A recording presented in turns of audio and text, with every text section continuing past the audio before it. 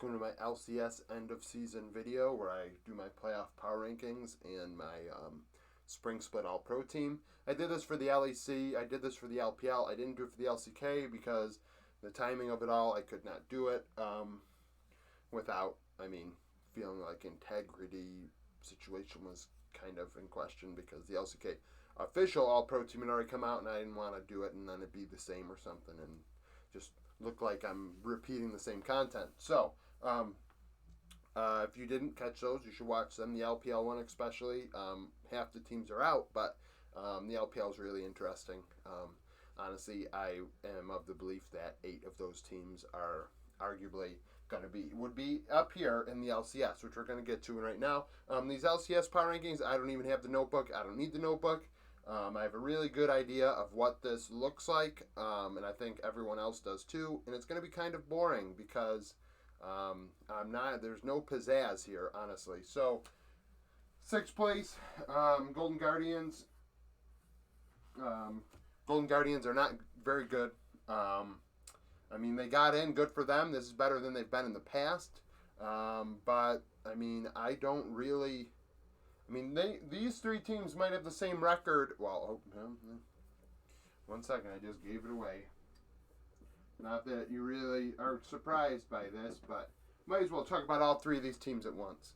So, GG are the team that I think are going to.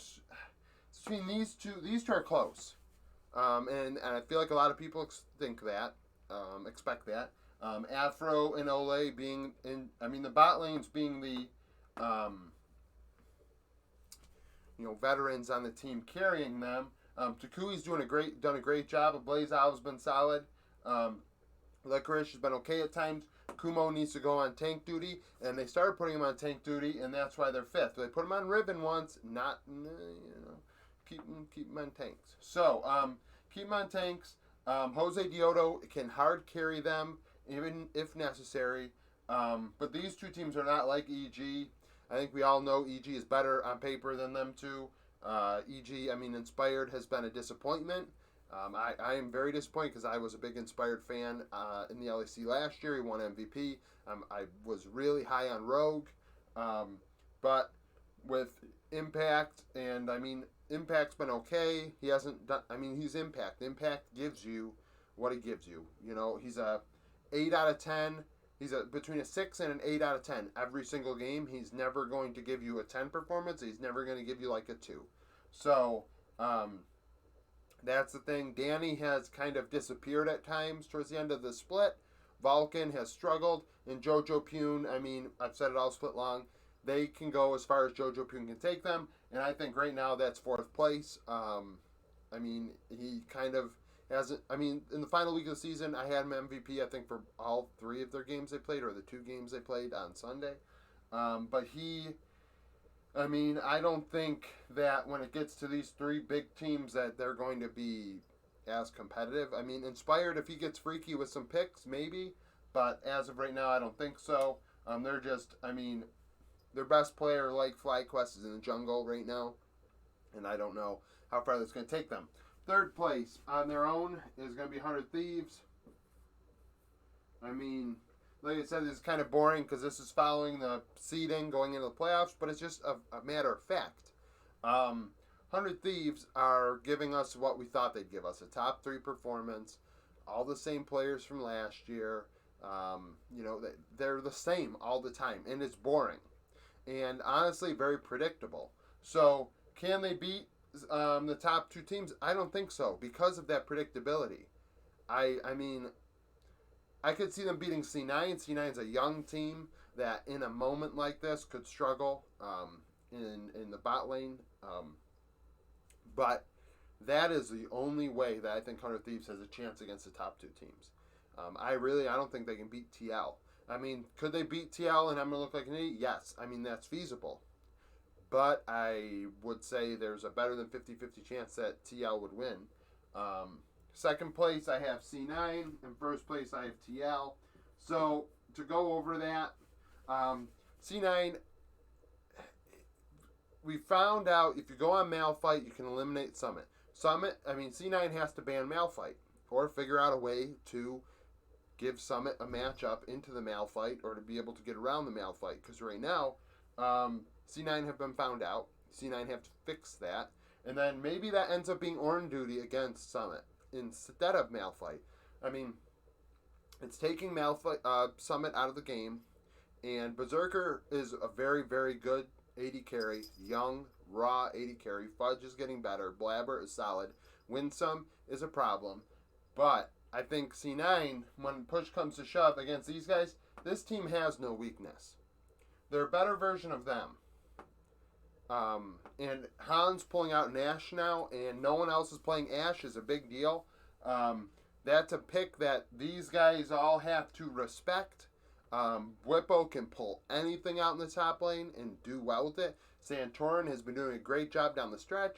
Bjergsen just ends up on Zilean. If you don't want to ban Zilean, you can end up on Zilean and beat you with that champ. Like, I think right now, going into the playoffs, I mean, and I think this is no surprise to anybody. This is the tier list going into the playoffs. That's why I don't need a notebook. That's why I don't need notes on this. I mean, and I think everybody is in agreement with this fact. Would we be surprised if they beat them? No. I mean, Berserker could hard carry this series. Summit could hard carry the series. If Whippo doesn't have a pick against Summit. If the Malphite gets banned or he doesn't want to play Malphite, because Whippo's a really good top laner too. But I know he in the past has been willing to fall on the sword with Fnatic if necessary to do well. 100 Thieves, I mean, we know what they are, and I think everyone knows what they are. EG, have had disappointment. They think in a best of 5 they could be better, but I don't know. Based on how they're playing coming down the stretch, I don't think so. And these two, I think it's a real slim chance that they can beat these guys in any way, shape, or form. And then now onto this. This is going to be kind of simple, but I mean, Summit has to be top lane MVP. I mean, not MVP, but top laner. Summit, I mean, if you're drawing bans of Malphite and putting everybody on Malphite duty, you're the best top laner in the LCS. Sure, he definitely feeds at times because I think he just gets tilted because he's against somebody that's kind of just taken him out of the game and eliminated his impact. But at the same time, they are sacrificing some of their team comp to play against him. Clearly, I mean, if a team has to do that, it's a big deal. Now, looking at this, Santorin is probably jungle. Santorin down the stretch has been very good for TL. His Viego was very good this past week. I think his Trundle is outstanding. Santorin is getting better as the weakest member on TL. He has been their best member down the stretch. Mid lane, I'm probably going to have to pick Bjerg, and that's why, I mean,